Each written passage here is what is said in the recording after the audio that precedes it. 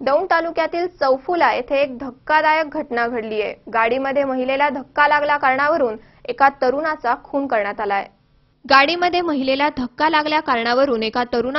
करण्यात आलाय। ही घटना दौंड तालुक्यातील चौफुला येथे घडली आहे। खून झालेल्या तरुणाचे नाव योगेश राव असे असून तो बारामती तालुक्यातील सुपे येथे राहण्यास होता, अशी माहिती यवत पोलिसांनी दिली आहे। यवतचे पोलीस निरीक्षक शशिकांत चव्हाण यांच्याकडून मिळालेल्या माहितीनुसार योगेश राव हा सुप्यावरून चौफुला येथे खासगी वाहनातून येत असताना शेजारी बसलेल्या एका महिलेस हात लागल्याने त्यांच्यामध्ये बाचाबाची झाली।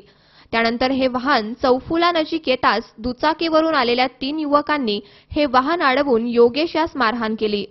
यानंतर त्यास कॅनॉलमध्ये ढकलून त्याचा खून करण्यात आला, अशी माहिती आहे। मारहाण करणाऱ्या युवकांचा पोलीस कसून शोध घेत असून मृतदेह शवविच्छेदनासाठी नेण्यात आलाय।